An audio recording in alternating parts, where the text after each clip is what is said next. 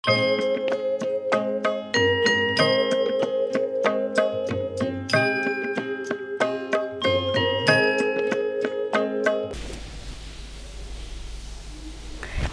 बच्चों पिछले कक्षा में हम समाचार पत्र की आत्मकथा के बारे में पढ़ रहे थे, है ना।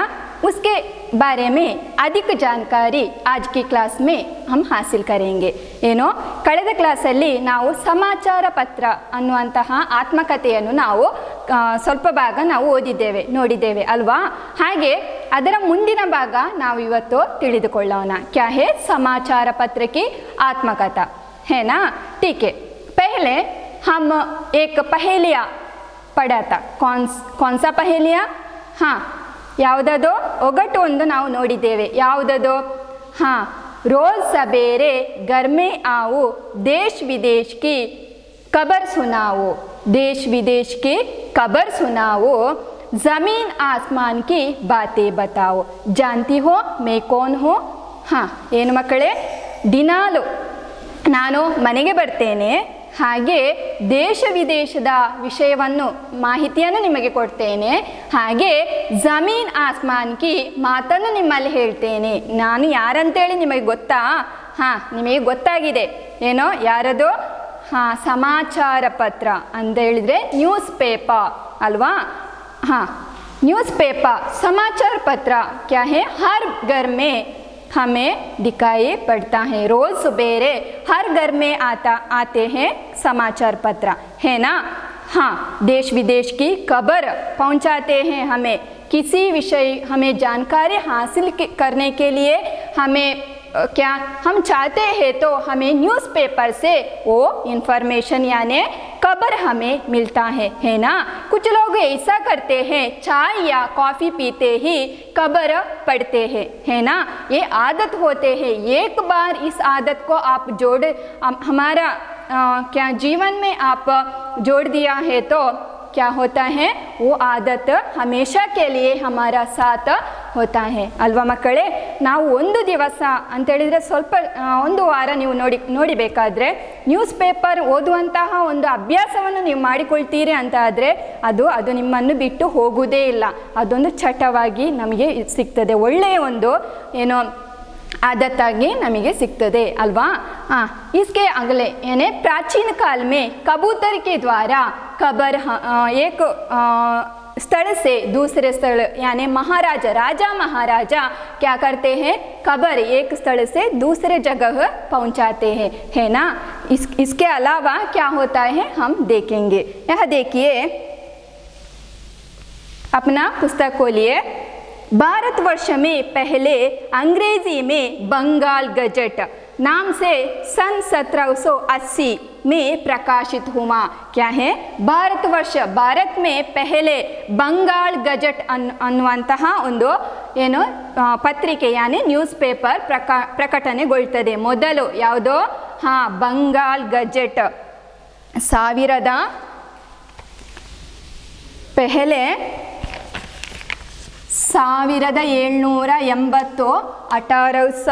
1780 में बंगाल गजट,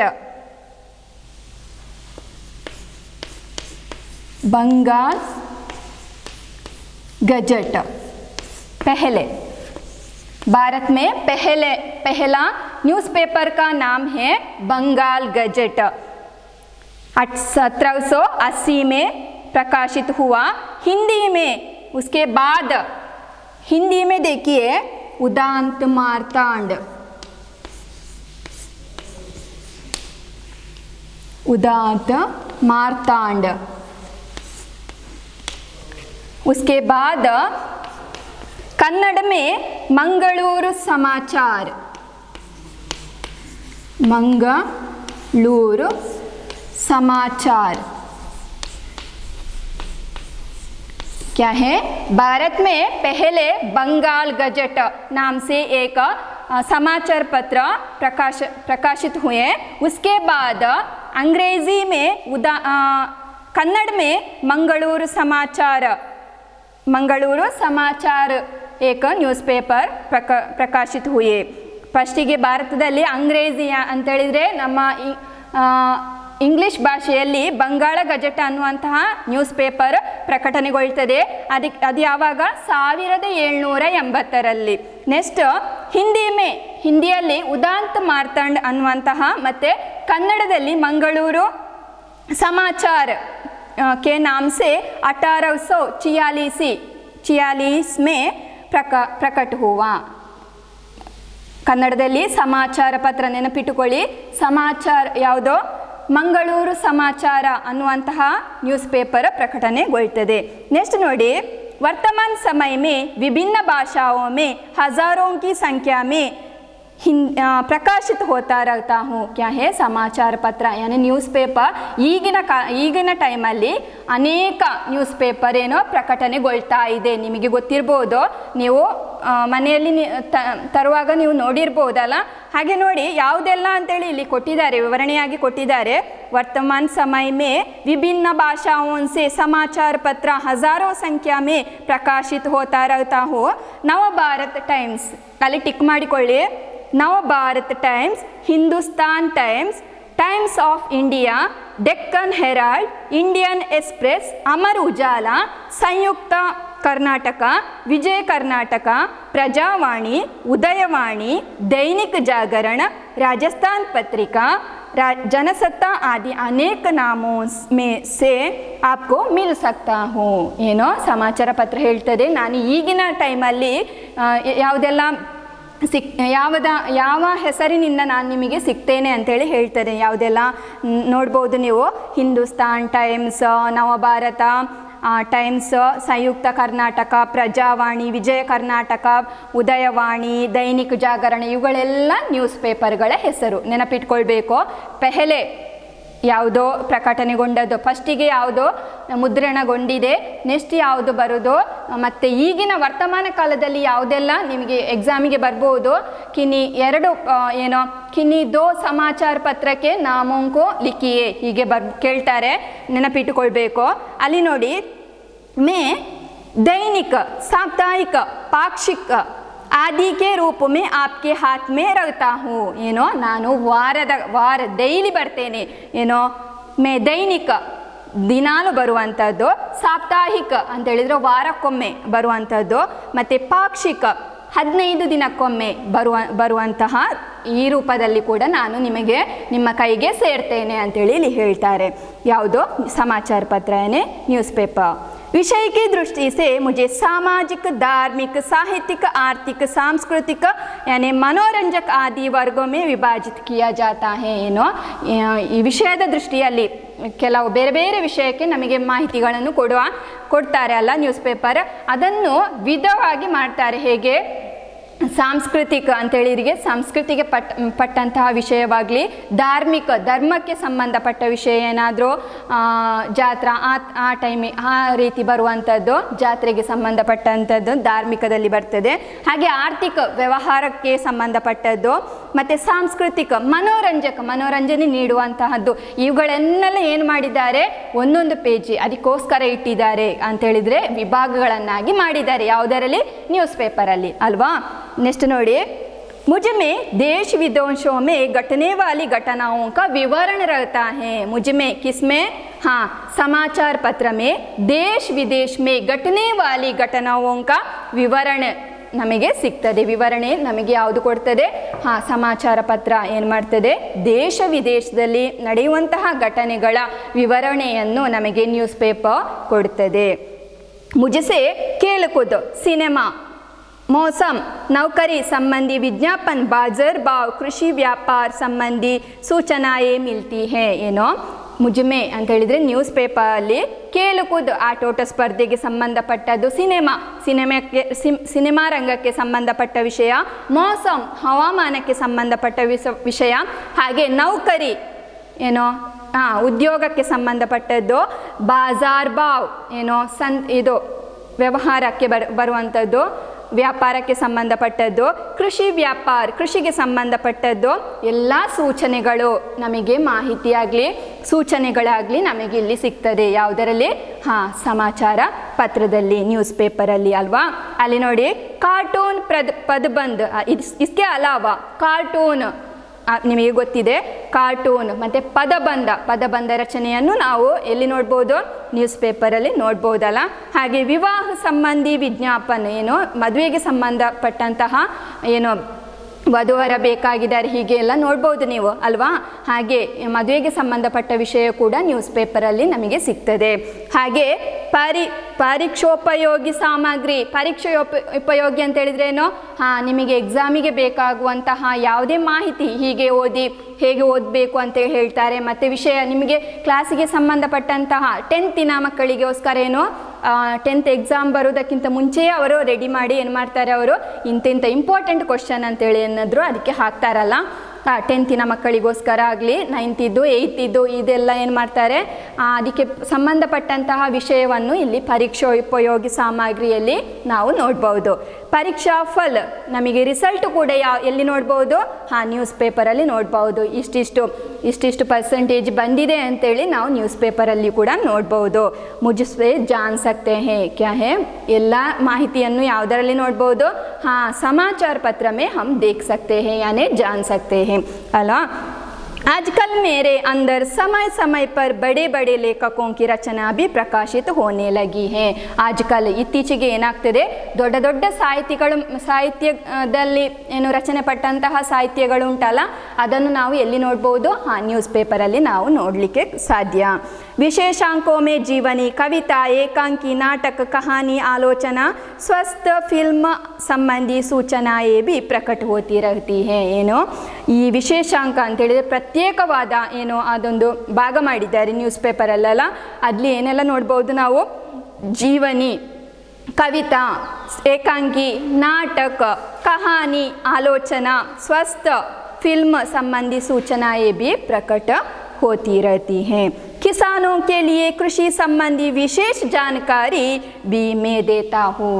ಏನು ಕೃಷಿಕರಿಗೆ ಸಂಬಂಧಪಟ್ಟಂತಹ ವಿಶೇಷವಾದ ಜಾಣಕಾರಿ ಅಂತ ಹೇಳಿದರೆ ಮಾಹಿತಿಯನ್ನು ಕೂಡ ಯಾರು ಕೊಡ್ತಾ ಇದ್ದಾರೆ ನಮಗೆ, ಸಮಾಚಾರ ಪತ್ರ ಅಂತ ಹೇಳಿದರೆ ನ್ಯೂಸ್ ಪೇಪರ್ ನಮಗೆ ಕೊಡ್ತಾ ಇದೆ ಅಂತೇಳಿ ಹೇಳ್ತದೆ ನ್ಯೂಸ್ ಪೇಪರ್.